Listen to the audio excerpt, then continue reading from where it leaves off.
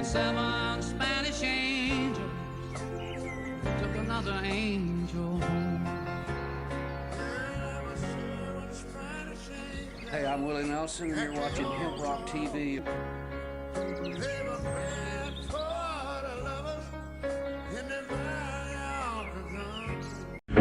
All right, about 8 after 10 o'clock at 700 WLW.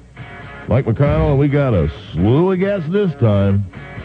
2 in the room and 2 on the phone. Big event coming up this weekend. The event is the Global March for Campus Liberation. Set my plants free, they might chant. Yeah. And my guests are, well, 3 for the time being. We'll have 4 in total. I have Mr. Rob Ryan. Get everybody straight here with the Ohio Patient Network. Idea here would be if you're somebody who uses marijuana medicinally or you're the caregiver of someone who does, you would go to them for information and hope you don't get arrested. Well, we're an advocacy group, primarily. So we're trying to educate the public. Are you based out of town here or Columbus? The focus is in Columbus. I'm here in Cincinnati. Okay. I also have with me Lynn Wilson, who's been fighting this fight for a long time. The Happy Hemptress. You got it. Find out more about that at hemprock.com. And this event, I guess you're trying to get the Cincinnati part of this up and running, right? Yes, I'm the organizer of the local events. And which day will be taking place in Cincinnati? Sunday on Fountain Square, 3 to 6 p.m. is the big event. 3 to 6 p.m. Yes. In the past, you've had similar rallies in the past. Many. What's about the biggest crowd you've ever drawn? I think it was probably the 94 rally. We had about 5,000 people. Was that attached to a specific event? No, that was just a local event, actually, our local harvest rally. And what usually happens is you'll get 5,000 people there, but the newspapers will show up and they'll get the 3 guys who look like ZZ Top. Yes. And put them in the paper. Suit and tie guys. Right. They're magnets. Yeah, for some reason. They tend to avoid those mainstream people who tend to pop up for those sorts of things. Well, they don't want the mainstream people to know that there are other mainstream people out there that actually use the plant. Right. So this is going on around, it's called a Global March for a reason, going on around the world, and to that end, we'll bring in Mr. Dana Beal. Yes. Mr. Dana Beal's out of New York, and he's with Cures Not Wars. And Dana Beal, welcome to the program. It's good to have you. Yeah, hi, I've been listening. Yeah, tell me a thing or two about Cures Not Wars, if you would. Well, actually, it dates back to the late 60s. We started doing the first marijuana protests in 1967 with a gentleman named Ed Rosenthal. Yeah, and have you been involved all the time? He had the famous federal case where they wouldn't let the jury look at the facts out in Oakland. Mm-hmm. He's going to federal prison for having a permit from the city of Oakland to grow for patients. Right. Which is insane. Does he have an appeal coming up? I know he planned to appeal. What happened with that? Well, he's trying to get a new trial. The one where they'll let the facts in. One where they'll, be able to mention the fact that California passed by a 56% majority a law that says you can have it. Yeah. And we now have 10 states. And what is wrong with John Ashcroft? Well, the federal government has to admit they're wrong on something, and that's unlikely to happen. Well, yeah, the government never admits they're wrong. Yeah. That's true. But this has been going on here for 33 years. Our mayor, Giuliani, previous mayor, tried to close it down because he's a very very hard-nosed guy on this marijuana issue. He went from 700 arrests a year to 70,000 arrests. 1/10 of all marijuana arrests in the United States were happening in these 5 boroughs here in New York. Mm-hmm. So we reached out, we appealed to people around the world to make it a global march because they were trying to, shut us down, and we wanted to point out, because we're doing it in London, right? Does this mean people in the United States have less freedom than they do under the Queen of England? Didn't we have something called the American Revolution to secure more freedom here than anywhere else? That was the idea, but the restrictions come along. Back into fascism here. Let me ask you this: when it comes to California, it seems like the federal government clamps down in California to a greater degree than any other state. No, they're doing it in all the other states. Are California's to my question? Are California's laws more liberal than the 9 other states that allow medical marijuana? I think that it's a bit broader, but it's important because who's to say your sickness is not as important as my sickness? Yeah. Okay, before it was made illegal, do you know what the #1 use of marijuana extract was? in 1936? What would it be? Migraine headaches. Now, most people don't think migraine headaches are something like, AIDS or cancer. Mm-hmm. But if you have a really bad migraine headache, it renders you, useless. Yeah. I'll have to talk to somebody with migraine and ask them if they ever tried it. Let me bring Lynn and my two guests back into this discussion. Have there been any polls done in Ohio to see where the population stands on the idea of medical marijuana? It's about 85%, isn't it, Rob? Yeah. Is it? Actually, the Ohio Patient Network did a what's called a meta-analysis. They took a poll of the polls, and it's about 50,000 people across the country, and the rough numbers are around 70% who agree that, yes, marijuana should be available for medical purposes. So what, if anything, has happened in Columbus? Well, actually, they're getting ready to introduce a bill on this subject.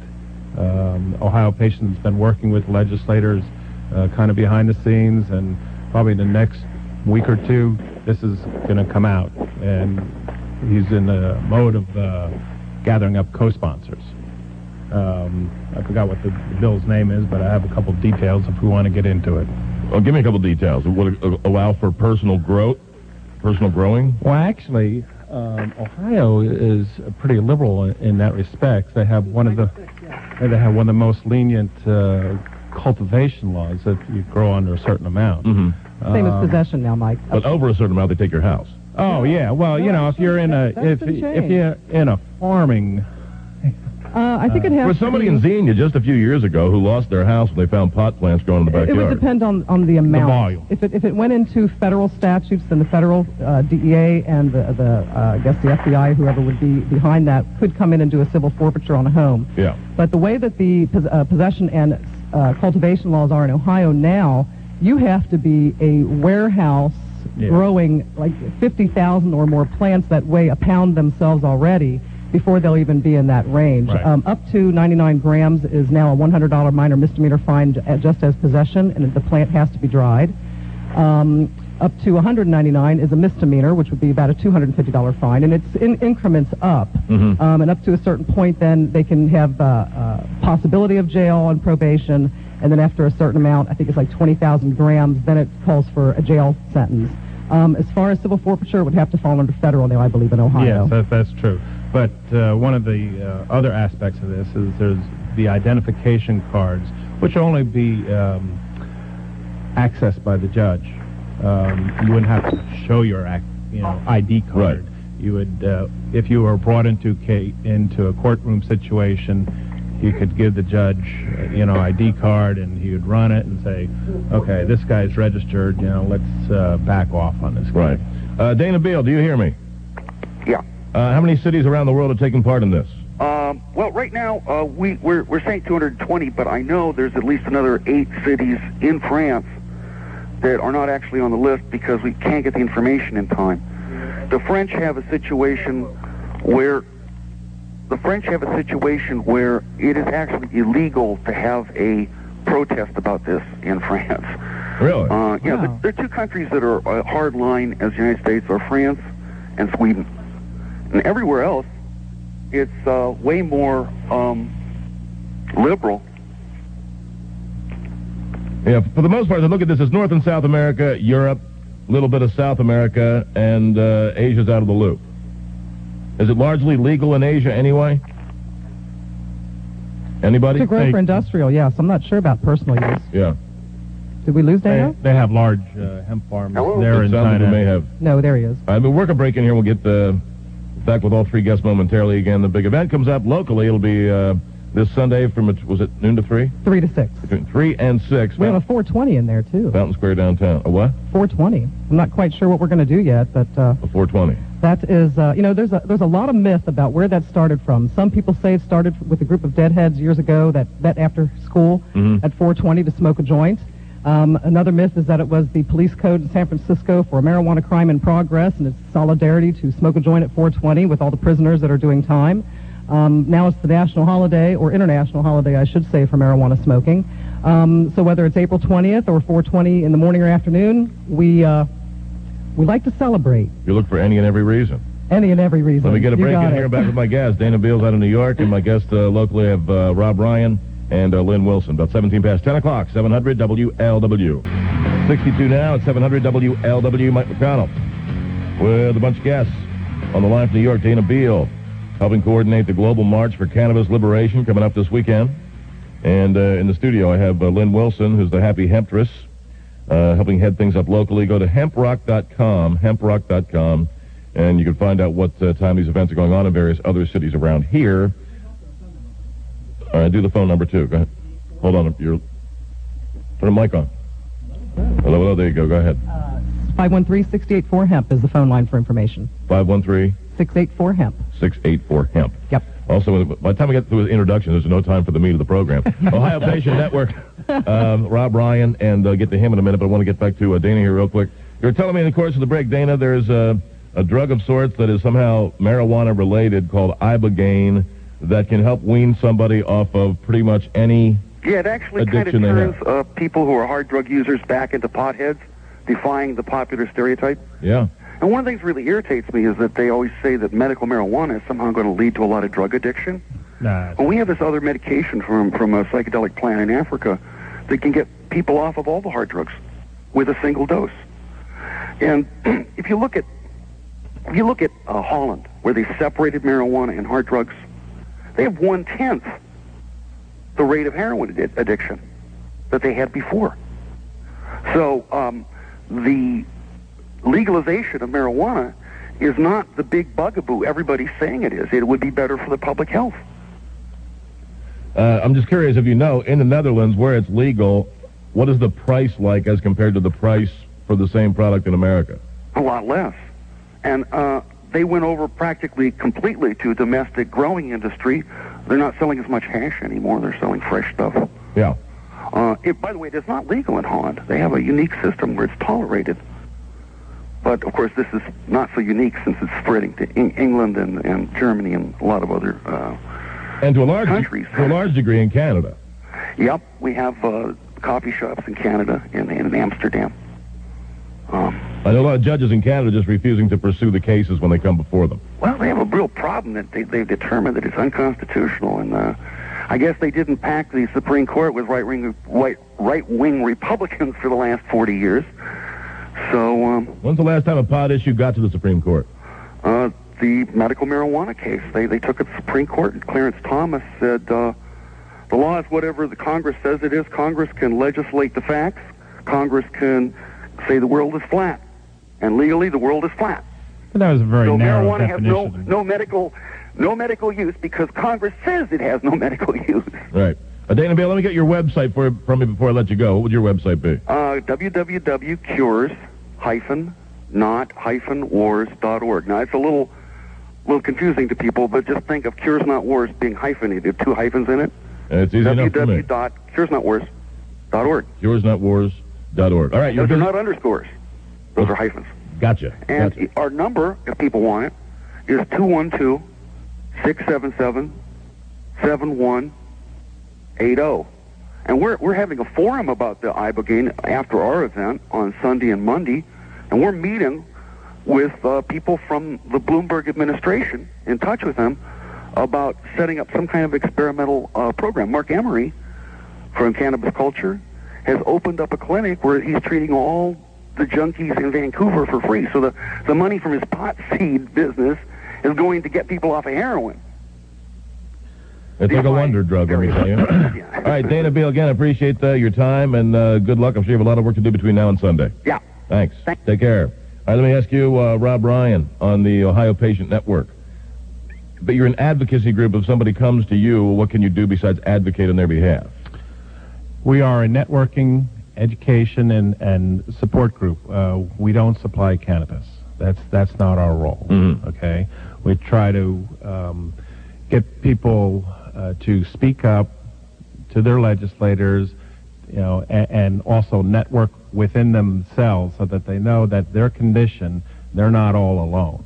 There are plenty of other people in a similar kind of situation as them. Right. We're working at least one call before we get to a break here. And T.O., a cell phone, go ahead. How you doing today, Mike? Fine, thank you. I would like to say hello to your distinguished guest. Hello. Hi. I want to throw out some facts that I don't think people know. Isn't it true that 1 acre of marijuana plants can filter more air than 4 acres of trees? Produces more oil or paper rather, than trees. Produces more paper than trees. Right. 4 acres of hemp produces, or 1 acre of hemp produces 4 times the amount of paper as 4 acres of trees. And I've also read that they can filter and clean and produce more oxygen than trees. Maybe it ain't 4 acres. That's true. The 4-to-1 ratio is a Okay, and I'd like to ask another question. Real quick. Can you go out in the backyard and pick a beer off of your beer tree? No. You got to ferment it. That's right. You can't go out in the backyard and pick out a line of coke off your coke plant. That's got to be highly processed. This stuff pops out of the ground. You can use it as is. Well, you got to dry it. It's just a plant. I could put the beer on my beer tree and go pick it off if I choose to. That's true. Gotcha. All right, T.O., thanks. I got to get to a pause in the action, and yet another guest to join us on the flip side. Is it former cops?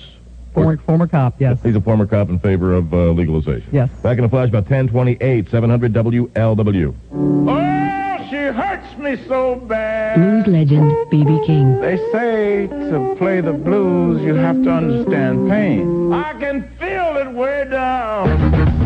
Midday 25, away from 11 o'clock. Mike McConnell here, and we continue with my guests for an hour or two. Third guest line is busy. Lynn Wilson, the Happy Hemptress. Website is hemprock.com. And then my guest for the Ohio Patient Network is Rob Ryan on the subject of medical marijuana. While we're waiting for the third guest, we can talk to somebody here who is a user of medical marijuana. Dee Dee checking in from Cleveland. Hi, Dee Dee, how are you? Hi, I'm doing okay today. Good. You've been using medical marijuana for how long? Actually, since I acquired a nerve condition from a work injury 4 years ago. And how did you happen to stumble on the fact that pot was beneficial? Well, actually, I was on the internet researching my disease, and a newspaper article in the Washington Times came up. A man that had my disease had participated in the research for the 1999 Institute of Medicine report. And what was your condition? What your problem specifically is what? I have a nerve condition called reflex sympathetic dystrophy, and basically my nerves do not react or didn't react to an injury in the proper way, and my body is basically destroying its own tissue. It's progressive and incurable. And what does pot do for that? Were you in pain? I'm asking, does it help with pain? What's it help with? It helps with the pain. My condition is known as the most painful of the chronic pain syndromes, and it does help me with the pain so that I can exercise my arm and keep it from atrophying. I had lost complete use of my right arm, and I'm right-handed, and therapeutic cannabis restored my arm for me. It also helps with the muscle spasms, and it helps with the depression associated with chronic pain syndromes. It helps in numerous ways. And does the medical evidence back you on this? I mean, what do your doctors say? Actually... I guess my question is there nothing over-the-counter that works as well? Or is what's over-the-counter too expensive? Actually, no. I've exhausted all of my medical options. There is nothing else that the medical community can do for me. The last doctor that evaluated told me the best he could tell me is go home and spend as much quality time with my family as I can as I watch my body destroy itself and suffer till I die. And he said that was my best case scenario without the marijuana. And that was how long ago? Just about a year ago last month, or next month. It'll be a year ago this next month. You've been using the marijuana for how long? I used it to begin with for a short period of time within a year after the initial injury 4 years ago, and then I had stopped. I was going through a series of what's considered legitimate medical procedures, which all failed and didn't help me once I had run the gamut of my medical options, and they told me there was nothing else that they could do for me. I began using the marijuana again. Are you pretty above board with all this? I mean, would local authorities know that you use marijuana medicinally? Oh, yeah. In fact, I'm a felon because of it. The house next door to mine caught on fire, and to evacuate my house, the firemen and police broke in. There was actually no one there at the time, and they found some of my plants, and my husband and I are both felons because of it. The local authorities are very aware. I'm very active I'm very active in the medical marijuana movement. I've made no secret about it. In fact, I was on TV. I asked the medical marijuana in the Dayton governor's debate. Rob Ryan, would she be the most extreme case that you might come across in Ohio, or are there others like her? Dee Dee is quite an extraordinary person in her own right and in her condition. But she's not alone. There are other people, like I met a number of them this weekend, and they all told their stories, and they were absolutely incredible. Some of them. One of them was John Precup, and very well. And he has MS, and very similar kind of story, but the underlying facet, or the thing that connects, I think, all these people together, is that cannabis / marijuana, whatever you want to call it, is a true calming of the nerves.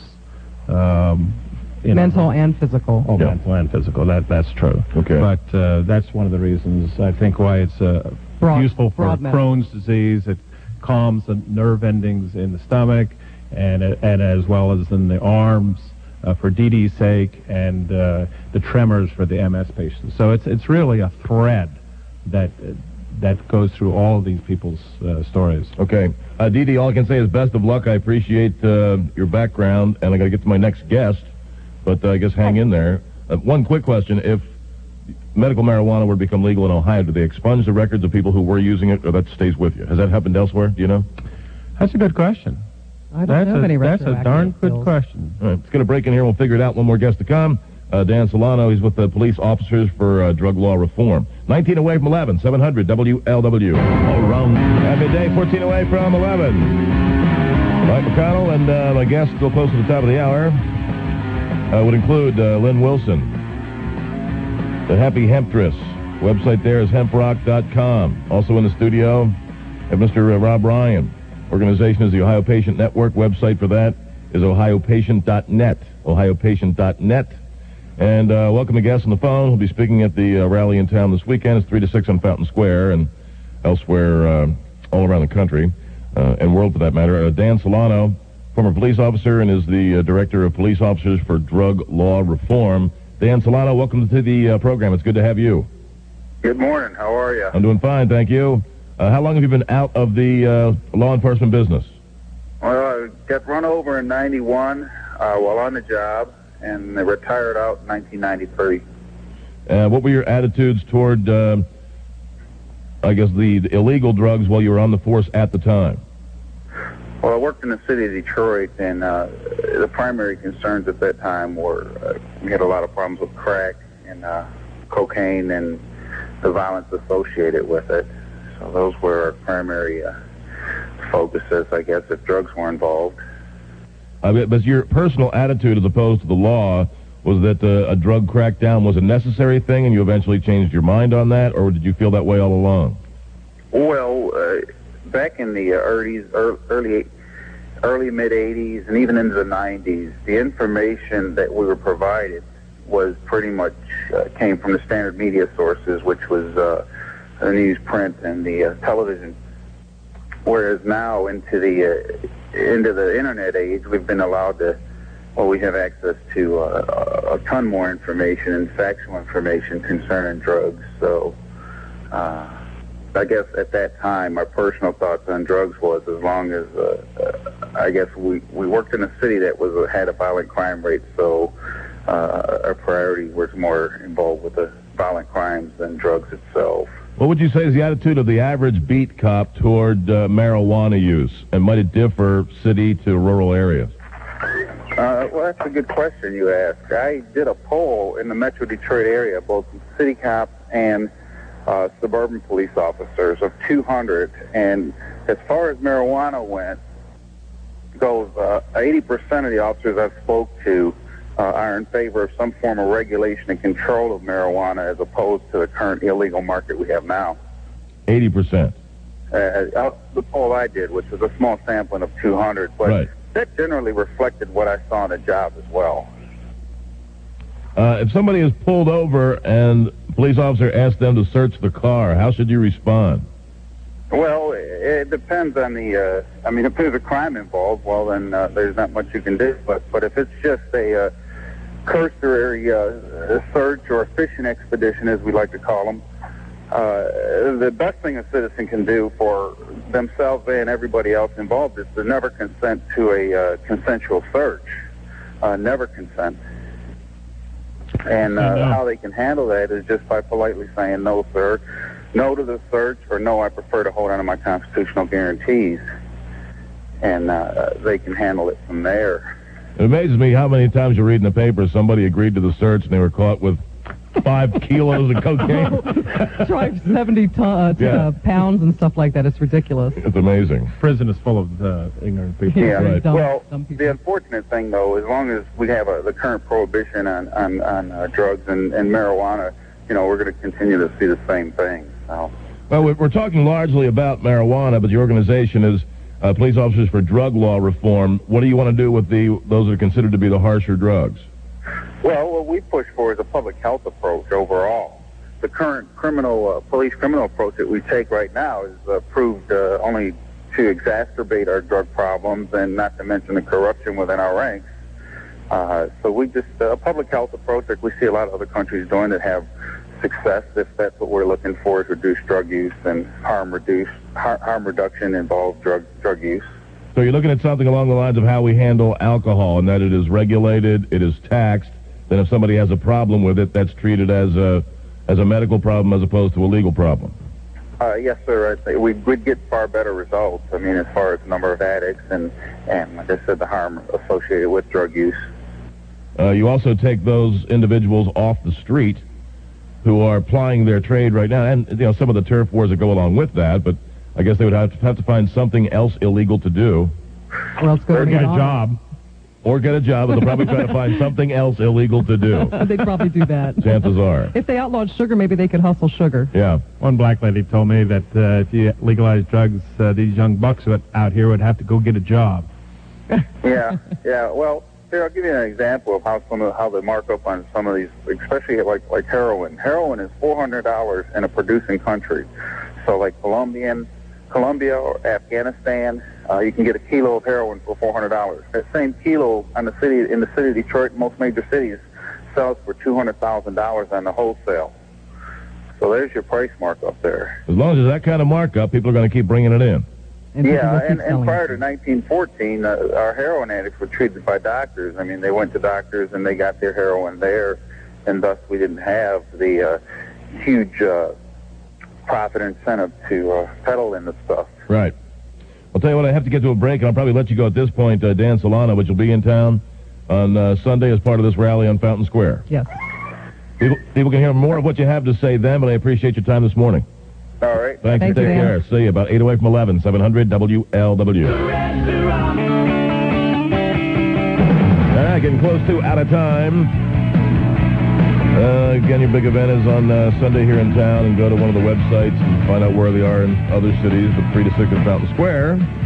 I guess they're Lynn Wilson. Yes.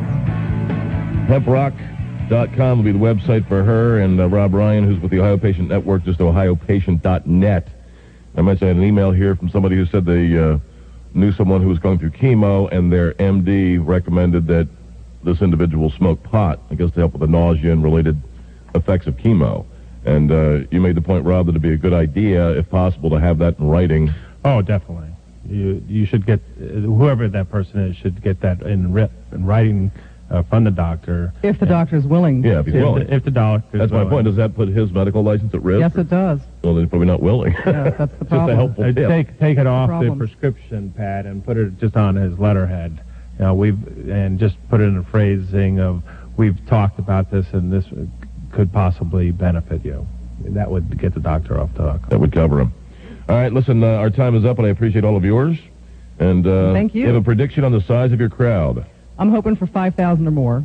5,000 people. We're doing a major promotion on Clear Channel and another station in town, plus lots of media and many flyers. Very quickly, we have Gatewood Galbraith, 2 chapters of Normal, a Kentucky Marijuana Party, of course, Police Officers for Drug Law Reform, American Alliance for Medical Cannabis, Hamilton County Libertarian Party. I go on and on and on. We have many speakers and lots of fun, and the Black and Tan Carpet Band playing for music. Should be a big crowd. Big crowd. All right, Lynn, Rob, good to see you both. Thank you. Out of time. Something else on the flip side, but a minute away from 11 o'clock in news time, 700 WLW.